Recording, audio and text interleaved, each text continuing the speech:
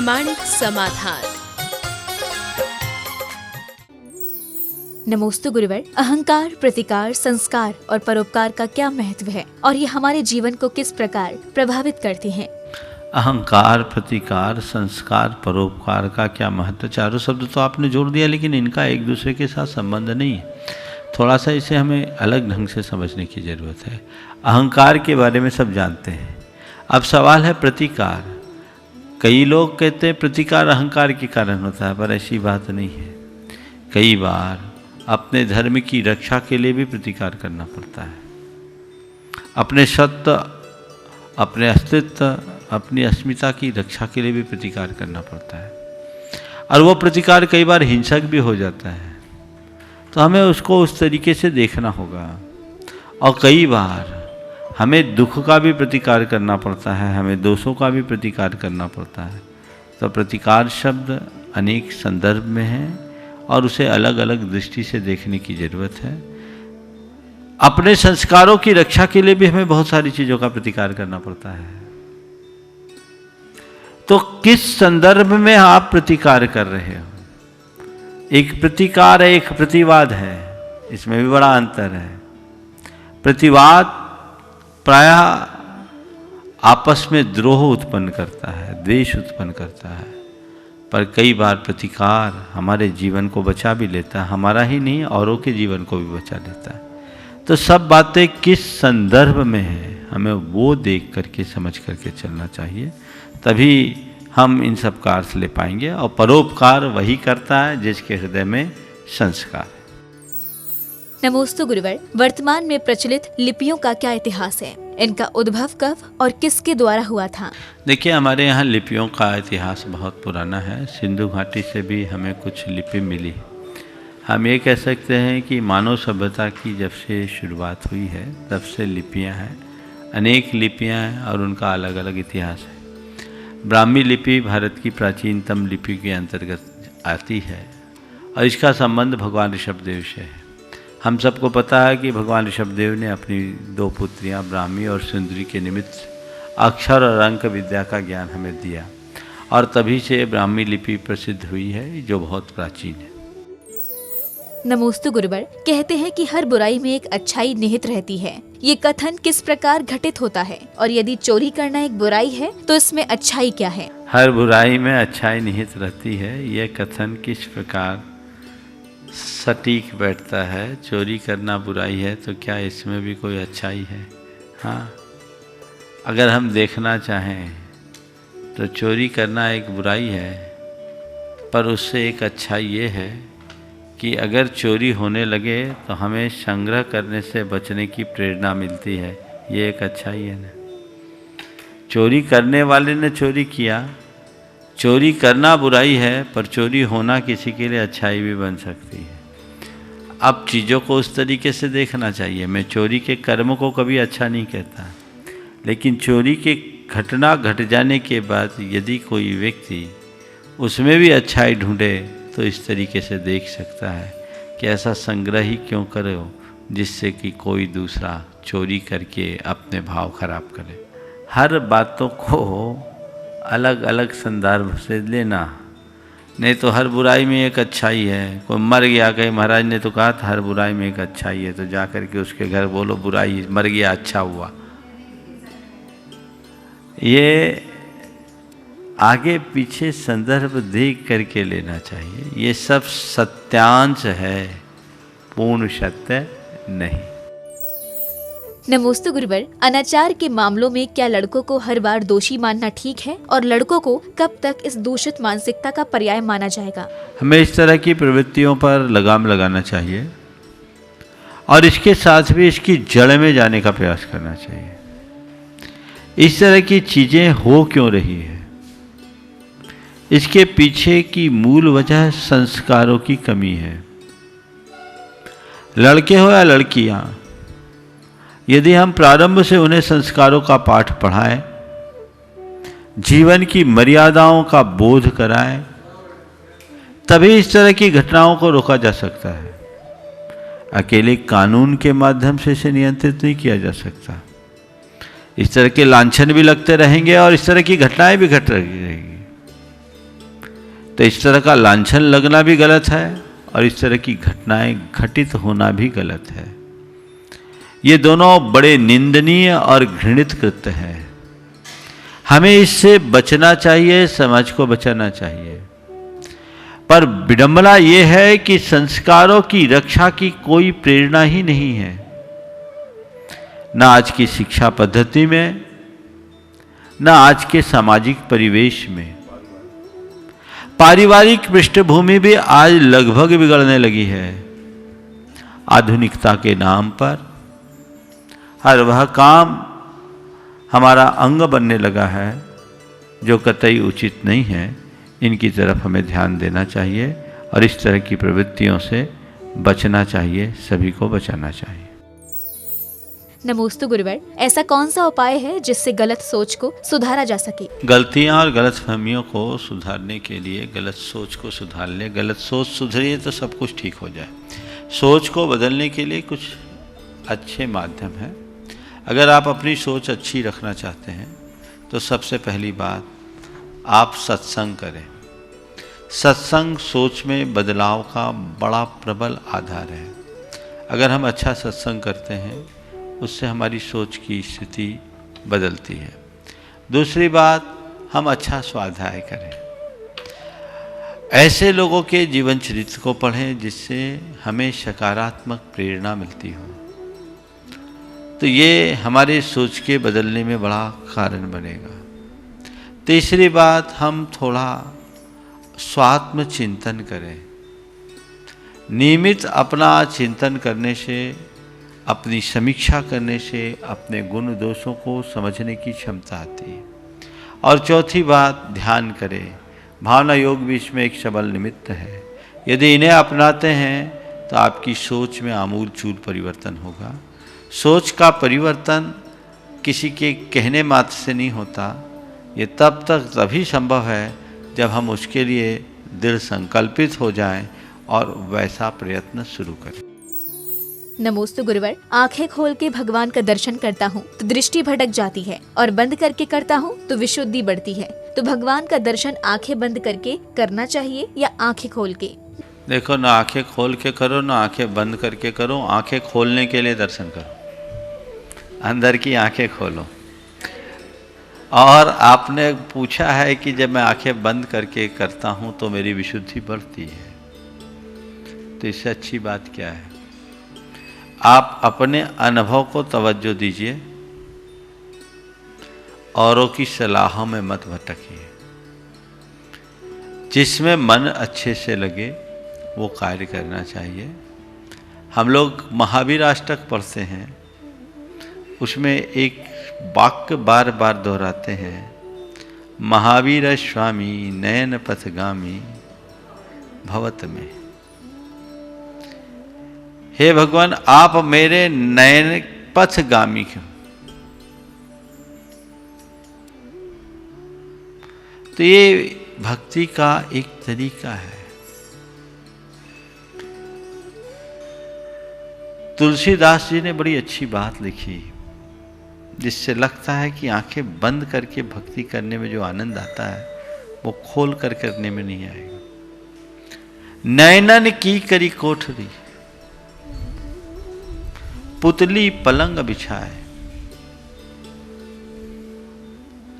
नैनन की करी कोठरी, पुतली पलंग बिछाए, और पलकन की चिक डार के पी को लियो रिझाए। नैनों की कोठरी में पुतली के पलंग पर उसको बिठा लिया अपने प्रिय को, और पलकन की चिक डार दी।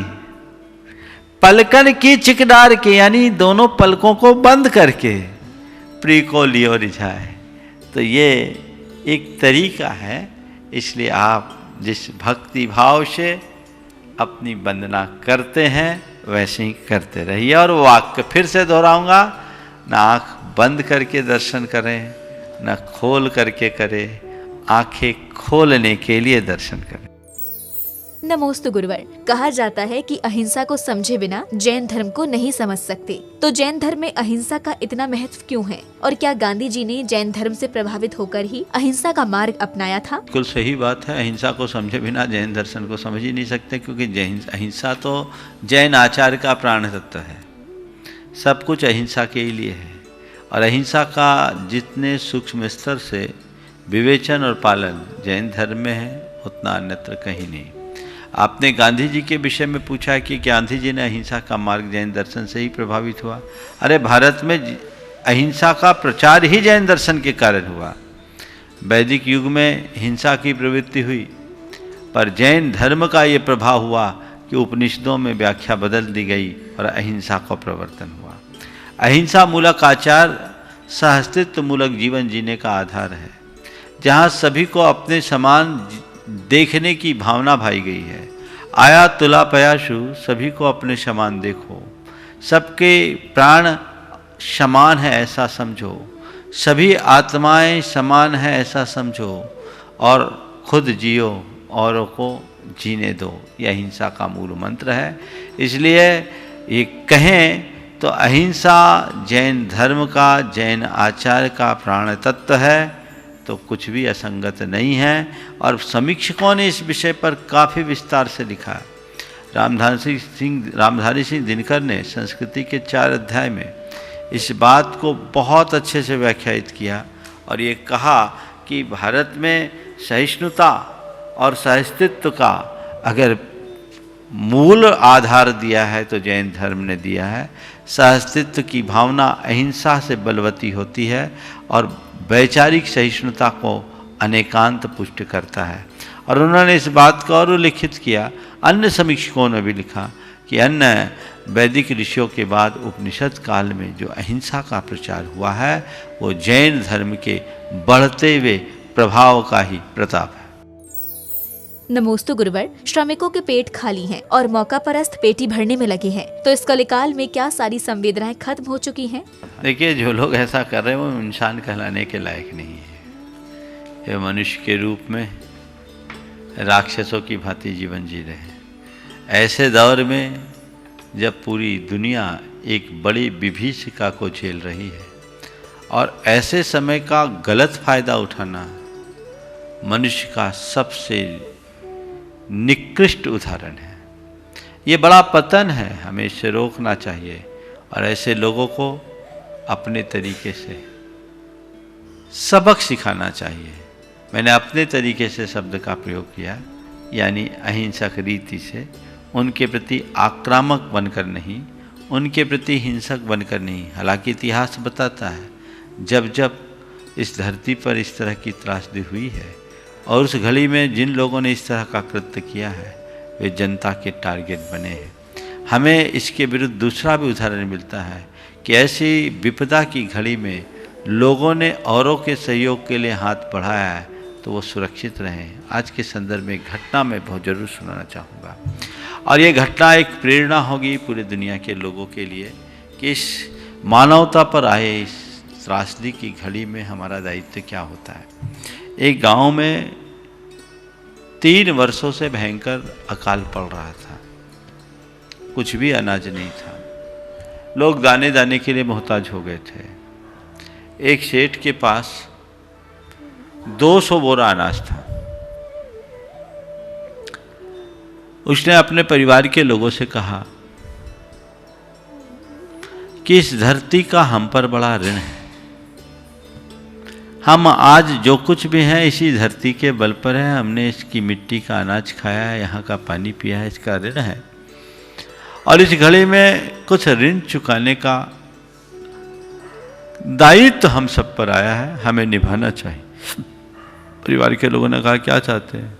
बोले ऐसी आपदा की घड़ी में हमें लोगों को कुछ सहयोग देना चाहिए। घर के अन्य सदस्यों ने कहा कि पिताजी ऐसा करेंगे तो हम क्या खाएंगे? उन्होंने कहा नहीं करोगे तो भी कुछ नहीं खा पाओगे। इतनी बड़ी त्रासदी है, लोग लूट के ले जाएंगे। सब उनके व्यक्तित्व से प्रभावित थे। सभी ने कहा ठीक है पिताजी, आप जैसा चाहो। उन्होंने पूरे गांव वालों को बुलाया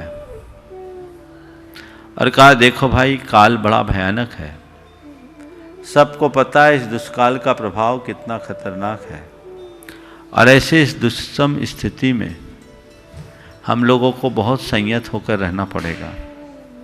मैंने एक योजना बनाई है, उस योजना में आप सब अगर साथ दोगे तो इसका बहुत अच्छा लाभ सभी को मिल सकता है। बोले बताइए क्या है?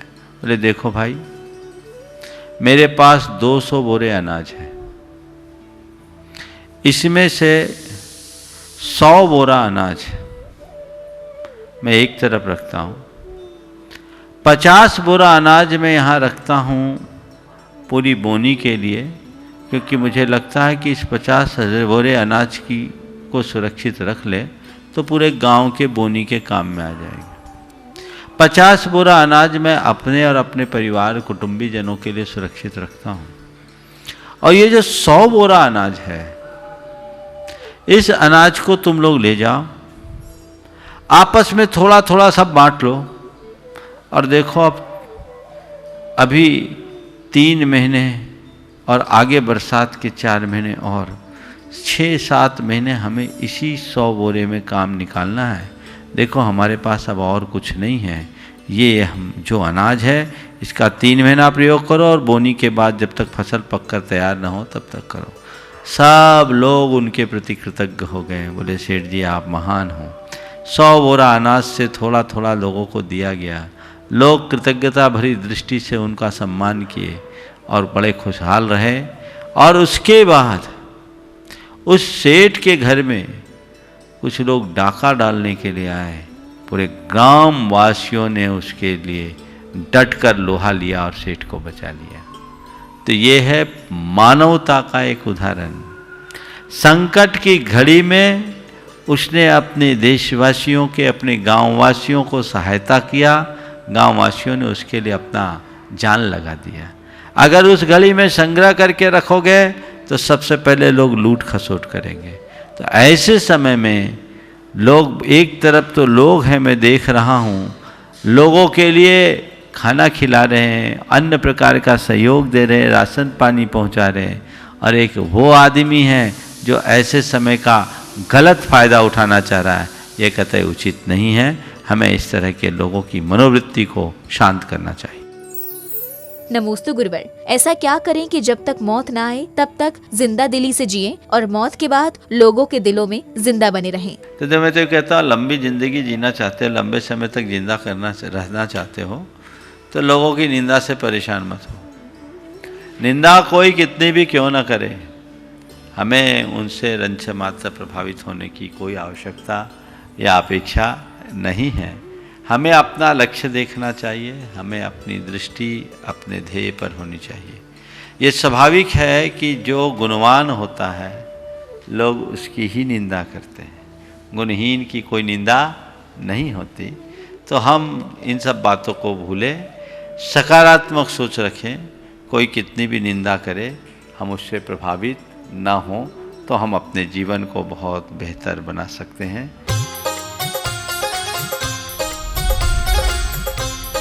प्रामाणिक समाधान।